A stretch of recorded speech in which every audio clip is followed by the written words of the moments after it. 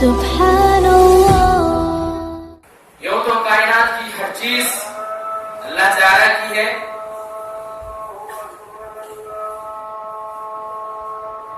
آسمان و زمین جو کچھ ان کے درمیان ہے، چاہے وہ شمس و قمر ہو، حیوانات ہو، نباتات ہوں یا جمادات،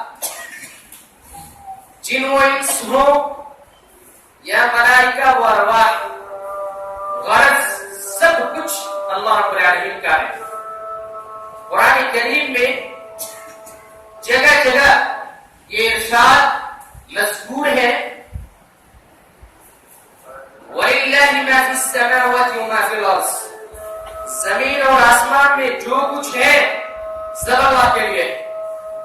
آیت الکرسی میں بھی ہے لَهُ مَا فِي السَّمَاوَاتِ وَمَا فِي الْأَرْضِ. زمین آسمان میں جو کچھ ہے سب اسی کے لیے، اللہ رب العالمین کے لیے ہے. ایک مقام پہ تو بیک وقت اللہ رب العزت نے 3 بار یہ بات دہرائی ہے. سورہ نساء پڑھیے، صرف 2 آیاتوں کے اندر اللہ رب العالمین نے 3 بار یہ اعلان دہرایا ہے. فرمایا وَلِلَّهِ مَا فِي السَّمَاوَاتِ وَمَا فِي الْأَرْضِ وَلَقَدْ وَصَّيْنَا الَّذِينَ أُوتُوا الْكِتَابَ مِنْ قَبْلِكُمْ وَإِيَّاكُمْ أَنِ اتَّقُوا اللَّهَ وَإِن تَكْفُرُوا فَإِنَّ لِلَّهِ مَا فِي السَّمَاوَاتِ وَمَا فِي الْأَرْضِ وَكَانَ اللَّهُ غَنِيًّا حَمِيدًا وَلِلَّهِ مَا فِي السَّمَاوَاتِ وَمَا فِي الْأَرْضِ وَكَفَى بِاللَّهِ وَكِيلًا. یعنی کائنات کی ہر چیز اللہ رب العالمین کا ہے.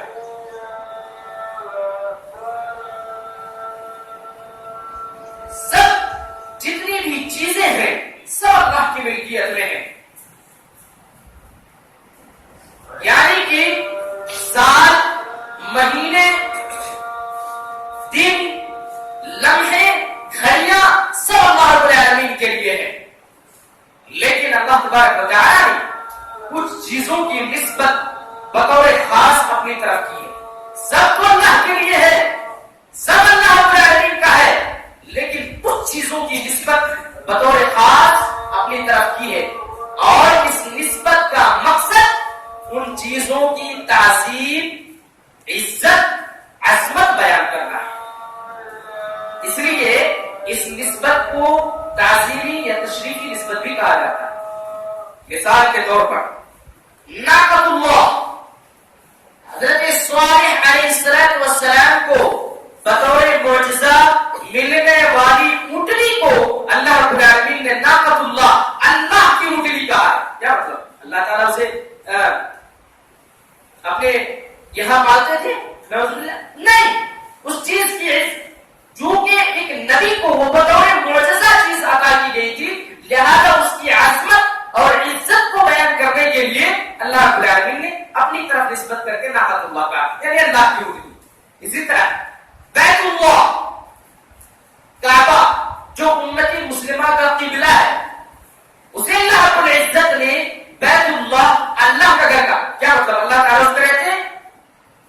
اس چیز کی عزت اور عظمت بیان کرنے کے لیے، خانہ کعبہ کی عزت اور عظمت بیان کرنے کے لیے اللہ رب العالمین نے اسے اپنی طرف منسوب کیا ہے. اسی طرح بقیت اللہ، حلال اور جائز طریقے سے حاصل ہونے والی کمائی اور بچت کو اللہ رب العالمین نے بقیت اللہ، اللہ کا بقیہ کہا ہے. اسی طرح عباد اللہ، اللہ کی اطاعت و فرمانبرداری کرنے والے بندوں کو اللہ رب العزت نے عباد اللہ، اللہ کا بندہ کہا ہے. کیا دنیا کے تمام لوگ اللہ کے بندے نہیں ہیں؟ سب اللہ کے بندے ہیں، لیکن جو لوگ اللہ اور اس کے رسول کی اطاعت کرتے ہیں اسے بطور خاص ان کی عزت و عظمت بیان کرنے کے لیے اللہ رب العالمین نے اپنی طرف منسوب کر کے کہا یہ عباد اللہ، اللہ کے بندے ہیں. اسی طرح بعض دنوں اور مہینوں کی نسبت بھی اللہ رب العزت نے اپنی طرف منسوب کیا ہے. اللہ رب العالمین نے فرمایا وَذَكِّرْهُمْ بِأَيَّامِ اللَّهِ، انہیں اللہ کے دنوں کے ذریعے سے نصیحت کرو. دن تو سارے اللہ کے ہیں، دن تو سارے اللہ کے ہیں، لیکن یہاں پر بِأَيَّامِ اللَّهِ، اللہ کے دنوں سے کیا مراد ہے؟ تو ایام اللہ سے مراد وہ دن ہے جن میں اللہ تعالی نے اپنے بندوں پر، نیک بندوں پر خصوصی انعامات کیے اور مجرموں اور نافرمانوں کو سزائیں، یعنی جن دنوں میں حضرت نوح علیہ السلام، صالح علیہ السلام، ہود علیہ السلام اور موسیٰ علیہ السلام اپنے نافرمان قوم سے بچائے گئے اور مجرموں کو تہس نہس کیا گیا، ہلاک و برباد کیا گیا، ان دنوں کے ذریعے سے اللہ رب العالمین اپنے نبی صلی اللہ علیہ وسلم کو حکم دے رہے ہیں کہ آپ ان دنوں کے ذریعے سے کفار مکہ کو نصیحت کیجیے کہ لوگوں دیکھو اللہ رب العالمین نے کیسے کیسے ان اقوام کو ہلاک کیا، ہلاک و برباد کیا۔ وہ دن سخرها علیہم سبع لیال وثمانیۃ ایام، 7 راتیں 8 دن مسلسل ان کے اوپر اللہ رب العزت نے ہوا چھوڑ دیے، آندھی طوفان چھوڑ دیے۔ ان دنوں کے ذریعے سے اللہ رب العالمین نصیحت کرنے کے لیے کہا کہ ان دنوں کے ذریعے سے کفار مکہ کو آپ ڈرائیے، نصیحت کیجیے۔ اسی مناسبت سے محرم الحرام کو شہر اللہ المحرم، اللہ کا مہینہ محرم کہا گیا ہے۔ دلیل کیا ہے؟ سنن کبریٰ امام بیہقی کی سنن میں حضرت ابو ذر رضی اللہ تعالیٰ عنہ کی حدیث ہے، اللہ کے رسول صلی اللہ علیہ وسلم سے پوچھتے ہیں اے اللہ کے رسول ایُّ شہر افضل، اللہ کے رسول یہ بتائیے کہ مہینوں میں سب سے افضل مہینہ کون سا ہے؟ نبی کریم صلی اللہ علیہ وسلم نے فرمایا شہر اللہ الذین تدعونہ المحرم، اللہ کا مہینہ جسے تم لوگ محرم پکارتے ہو، یہ سب سے زیادہ عزت و عظمت والا مہینہ ہے۔ کہنے کا مقصد یہ ہے کہ یہاں پر اللہ کی جانب جو اس مہینے کی نسبت کی گئی ہے تو صرف اس کی عظمت اور فضیلت کے لیے اس مہینے کی نسبت کی ہے۔ اللہ کا مہینہ، یہ رمضان بھی اللہ کا مہینہ ہے، شعبان بھی اللہ کا مہینہ ہے، سفر بھی اللہ کا مہینہ، سب اللہ کا مہینہ ہے، لیکن محرم کی نسبت اللہ رب العزت کی جانب خاص طور پر اس لیے کی گئی کیونکہ اس مہینے کی عزت و عظمت اللہ رب العزت کے نزدیک بہت زیادہ ہے۔ جیسا کہ امام ابن رجب رحمۃ اللہ علیہ فرماتے ہیں کہ یہ مسئلہ مستمت ہوتا ہے کہ رمضان کے بعد اگر اللہ کے نزدیک سب سے زیادہ کوئی فضیلت والا مہینہ ہے، عزت و اکرام والا مہینہ ہے تو وہ مہینہ محرم کا ہے۔ اس مہینے میں اللہ نے اپنے بہت سارے مختلف انعامات کیے، اپنے بہت سارے بندوں پر مختلف انعامات کیے، اس لیے یہ مہینہ فضیلتوں والا مہینہ ہے۔ پہلی فضیلت، یہ مہینہ حرمت والے 4 مہینوں میں سے ایک مہینہ ہے۔ ماہ محرم جو ہے یہ حرمت والے 4 مہینوں میں سے ایک مہینہ ہے۔ دلیل کیا ہے؟ اللہ رب العالمین سورہ توبہ آیت نمبر 36 کے اندر ارشاد فرمایا ان عدۃ الشہور عند اللہ 12 شہرا فی کتاب اللہ یوم خلق السماوات والارض منها 4 حرم، بے شک مہینوں کی تعداد اللہ کے نزدیک 12، کتاب اللہ کے اندر 12۔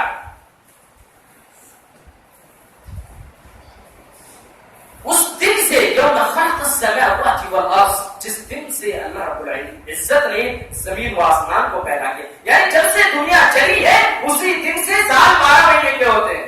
سال کتنے؟ 12 مہینے کے ہوتے ہیں۔ منہا 4 حرم، ان میں سے 4 مہینے حرمت والے ہیں۔ ذالک الدین القیم، یہی سیدھا دین ہے۔ فلا تظلموا فیہن انفسکم، تو ان مہینوں میں اپنے آپ پر ظلم نہ کرو۔ ان 4 مہینوں کی تفصیل بیان کرتے ہوئے اللہ کے رسول صلی اللہ علیہ وسلم کی حدیث، حضرت ابو بکر رضی اللہ تعالیٰ عنہ کی حدیث ہے، کہتے ہیں اللہ کے رسول صلی اللہ علیہ وسلم نے یوم النحر کو خطبہ دیا، ہمارے سامنے خطبہ دیا، اور خطبے میں آپ صلی اللہ علیہ وسلم نے فرمایا ان الزمان قد استدار كهيئته يوم خلق السماوات والارض، کہ زمانہ گھوم کر کے اپنے اسی حالت پر آ گیا ہے جس دن اللہ رب العزت نے آسمان و زمین کی پیدائش کی تھی، جس دن اللہ رب العزت نے آسمان و زمین کو پیدا فرمایا تھا، اسی زمانہ گھوم کر اسی حالت پر آ گیا ہے۔ یعنی مہینے جتنے اللہ رب العزت نے قرآن میں کہا نا کہ جب سے آسمان و زمین کو پیدا کیا اس وقت سے مہینوں کی تعداد 12 کیا ہے. سنو السنۃ 12 شہرا، سال 12 مہینے کے ہوتے ہیں، ایک سال 12 مہینے کے ہوتے ہیں.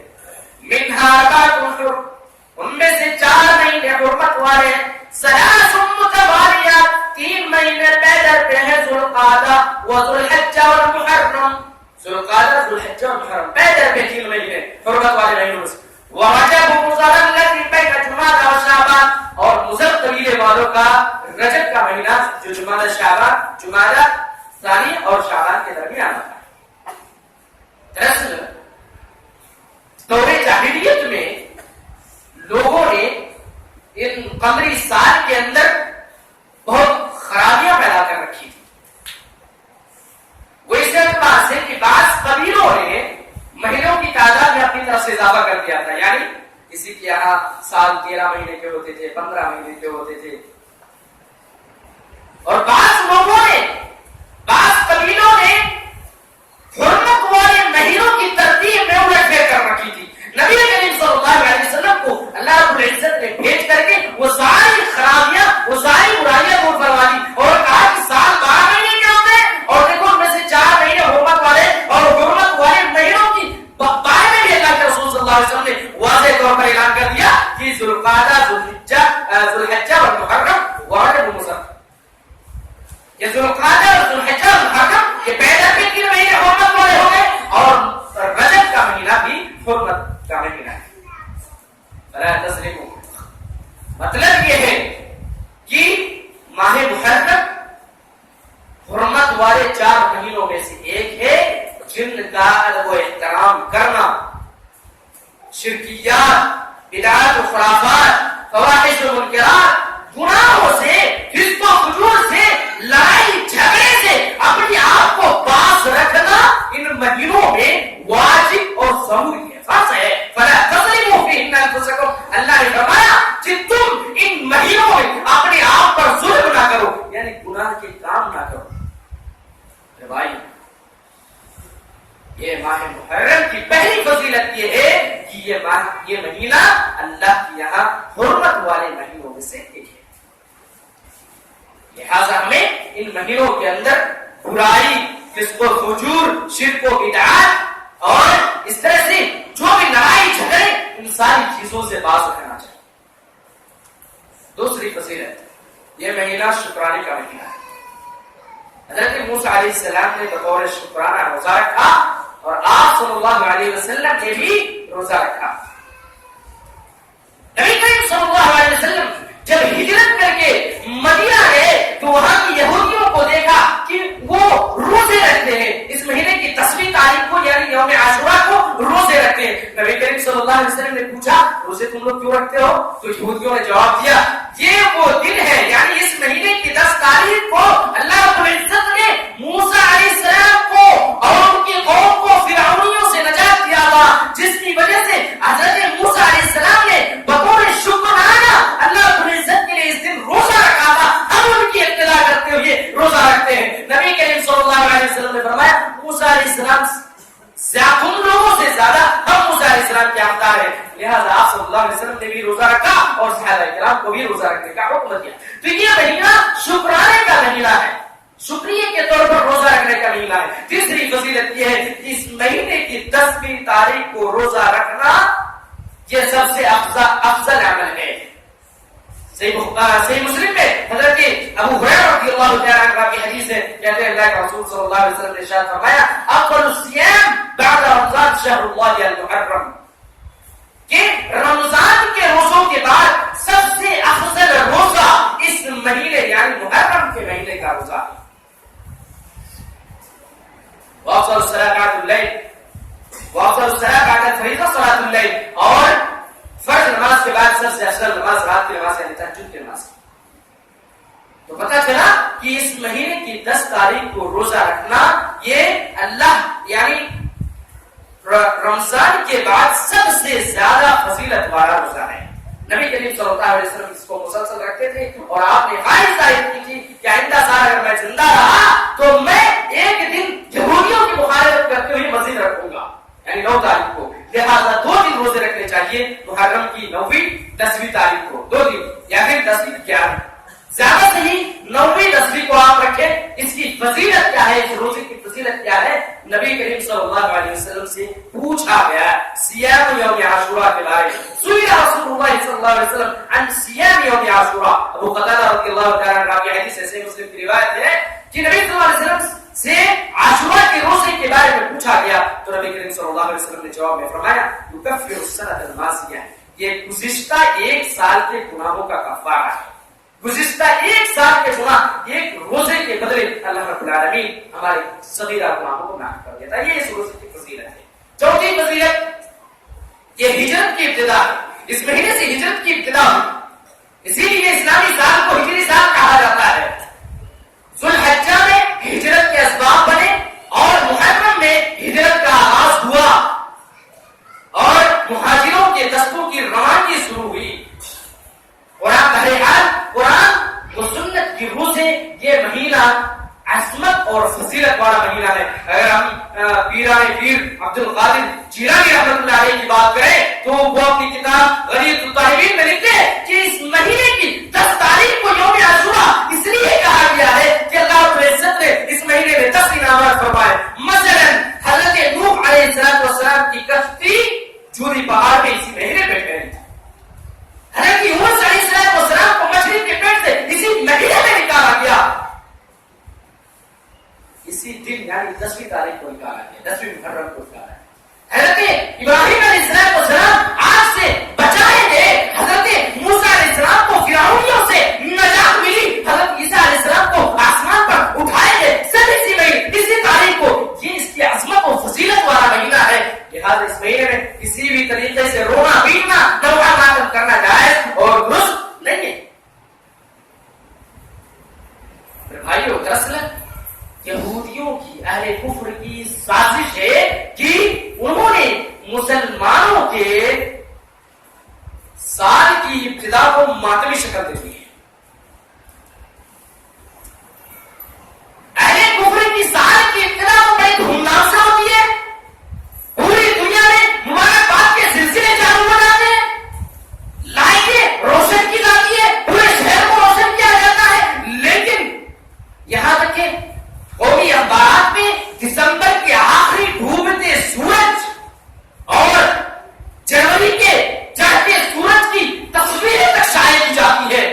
لیکن مسلمانوں کے سال کی ابتدا کیسے ہوتی ہے؟ نوحہ ماتم سے کی جاتی ہے. یہ یہودیوں کی سازش ہے جنہیں مسلمان سمجھ نہیں پائے اور جن روایت کو بنیاد بنا کر نوحہ و ماتم کیا جاتا ہے وہ سند کے اعتبار سے انتہائی کمزور اور اس کے اکثر تفصیلات بے سند اور بے بنیاد ہیں. تاریخ طبری پہ ایک ہی صفحے پر 2 الگ الگ روایتیں موجود ہیں. یعنی کہ جس سے معلوم ہوتا ہے کہ اس مہینے اس واقعے کی تاریخ اور جگہ ہی صحیح سے ثابت نہیں. ایک روایت میں علاقہ کربلا لکھا ہے، ایک روایت دوسری روایت میں علاقہ نینوا لکھا ہے، ایک روایت میں تاریخ 10 محرم ہے، دوسری روایت میں تاریخ ماہ صفر لکھا ہے.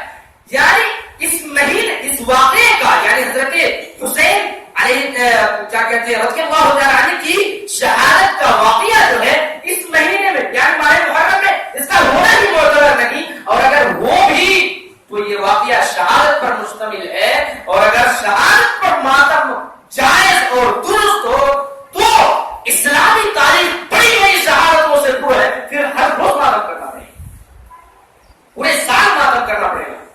آئیے ہم شہادت کے کچھ نمونے آپ کے سامنے پیش کرتے ہیں. حضرت حسین رضی اللہ تعالیٰ عنہ کے بڑے بھائی حضرت حسن رضی اللہ تعالیٰ عنہ کی شہادت جن کی فضیلت و منقبت صحیح بخاری میں اس طرح درج ہے کہ ایک مرتبہ نبی کریم صلی اللہ علیہ وسلم خطبے دے رہے خطبہ دے رہے آپ صلی اللہ علیہ وسلم خطبہ دے رہے ہیں. حضرت حسن رضی اللہ تعالیٰ عنہ ایک دوسری طرف ایک دوسری جانب بیٹھے ہوئے ہیں.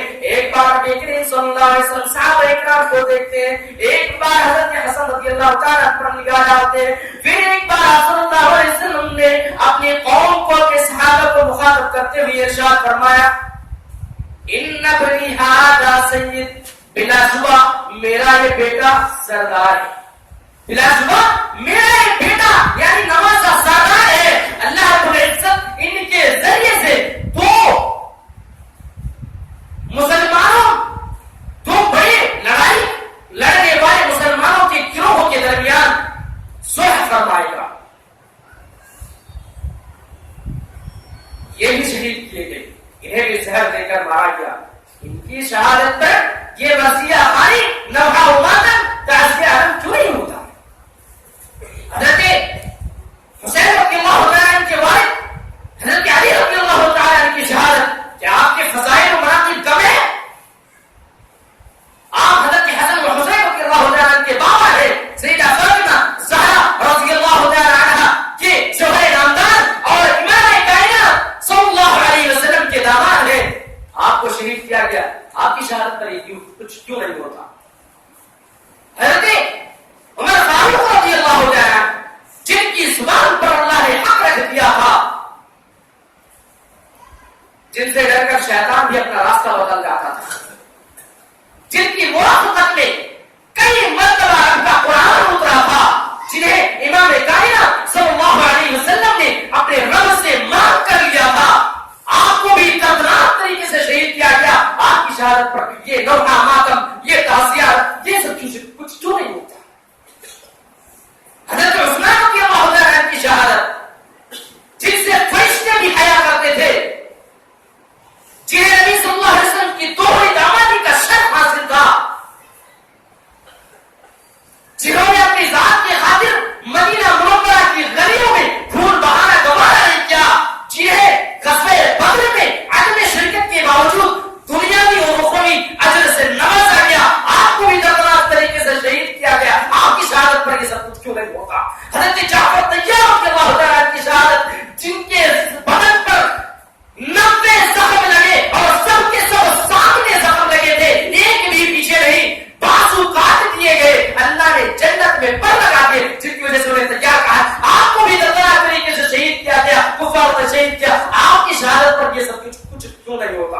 حضرت حمزہ رضی اللہ تعالیٰ عنہ کی شہادت، جن کا پھول پھول کاٹا گیا، اللہ نے چیرا گیا، اگر شہادت پر ماتم درست ہو تو تم یہ سید الشہداء رضی اللہ تعالیٰ عنہ کی شہادت پر ماتم کیوں نہیں کرتے؟ پھر بھائیو یہ چیز صحیح سرد سے ثابت ہی نہیں، یہ ماتم درست ہی نہیں۔ اللہ کے رسول صلی اللہ علیہ وسلم کی زبان مبارک سے، اللہ کے رسول صلی اللہ علیہ وسلم کی شریعت میں یہ درست ہی نہیں۔ نبی یہاں تک کہ ان کا سینہ مبارک چاک کر کے چبایا گیا، مسلا کیا گیا، یہاں اس قدر غمناک منظر تھا کہ نبی کریم صلی اللہ علیہ وسلم حضرت سیدنا حمزہ رضی اللہ تعالیٰ کے ناس مبارک پر کھڑے ہیں، دور سے دیکھا کہ صفیہ آپ صلی اللہ علیہ وسلم کی پھوپھی حضرت حمزہ رضی اللہ تعالیٰ کی بہن دوڑی چلی آ رہی ہے۔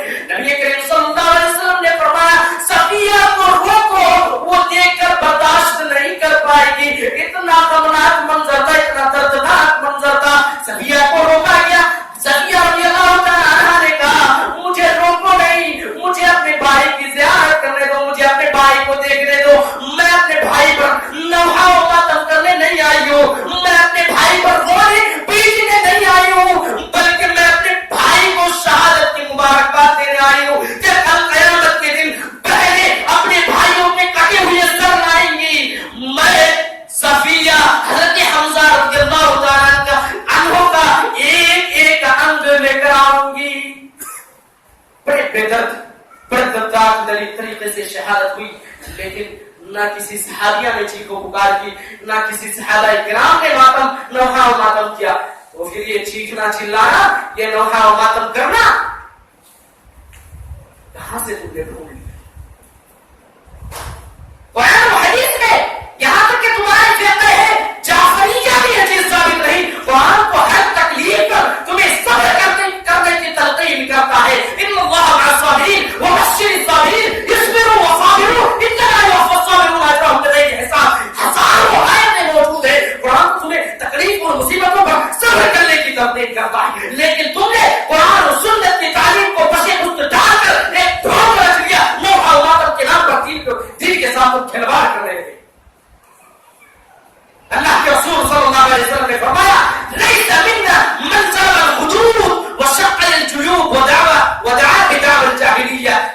صلی اللہ علیہ وسلم فرماتے ہیں وہ شخص ہم میں سے نہیں، وہ مسلمان نہیں، وہ شخص ہماری گروہ سے نہیں جو اپنے گالوں کو پیٹے، جو اپنے رخسار پیٹے، مصیبت آنے پر اپنے گالوں کو پیٹے، اپنی کہنات پھاڑے، اپنے کرتے اور کپڑوں کو پھاڑے، اور اسی طرح سے جاہلیت کی پکارنے والا بھی ہم میں سے نہیں۔ مصیبت کے وقت میں لٹ گیا، میں برباد ہو گیا، اس طرح کا جملہ نکالنے والا اللہ کے رسول صلی اللہ علیہ وسلم کی شریعت سے نہیں ہو سکتا۔ تم نے 10 دن ڈھو کر رکھ لیے، تم بھائیوں کیا بتایا جائے؟ اللہ کے رسول صلی اللہ علیہ وسلم کی حدیث کے روپ سے ایسے لوگ مومن کو دور کی بات ہے مسلمان بھی نہیں۔ نبی کریم صلی اللہ علیہ وسلم نے فرمایا لا خرق ولا سرق، جس بندے نے کسی سوک کی بنیاد پر اپنے سر منڈائے، اپنی گریبان پھاڑے، چیخ و پکار کرے، نبی کریم صلی اللہ علیہ وسلم نے فرمایا انا بری منہ، میں محمد صلی اللہ علیہ وسلم اس شخص سے بری ہوں، میرا اس سے کوئی تعلق نہیں۔ آخری بات، یہ نوحہ و ماتم کرنا عقلی اعتبار سے بھی غلط ہے، کیونکہ عموماً نوحہ و ماتم کرنے والا کسی کی وفات کے بعد نوحہ و ماتم کرتا ہے، چیختا چلاتا ہے، روتا ہے، پیٹتا ہے کسی کی وفات کے بعد۔ لیکن یہاں یکم محرم حرام سے، 1 محرم حرام سے رونے پیٹنے بین ڈالنے کی ابتدا کر دی جاتی ہے، اور جب 10 محرم یعنی جب شہادت ہو جاتی ہے تو حلوے منڈے کھا کر کے اپنے گھر واپس چلے جاتی ہے۔ یہ شرعی اعتبار، یہ عقلی اعتبار سے بھی درست نہیں ہے، شرعی اعتبار سے تو درست ہے ہی نہیں، عقلی اعتبار سے بھی درست نہیں ہے۔ حیات القلوب میں ایک روایت ذکر کیا گیا ہے کہ آپ نے دیکھا ایک عورت کو دیکھا کہ فرشتے لوہے کے ہتھوڑوں سے اس کے سر پر اور اس کی گردن پر مار رہے ہیں، اور آپ اس کے منہ سے داخل کر کے اس کے پشت سے نکال رہے ہیں۔ یہ دردناک منظر جب بیان کیا گیا تو حضرت فاطمہ زہرا رضی اللہ عنہا نے پوچھا کہ اس عورت کے بارے میں کچھ بتائیے، تو بتایا گیا وہ عورت نوحہ کرنے والی اور حسد کرنے والی۔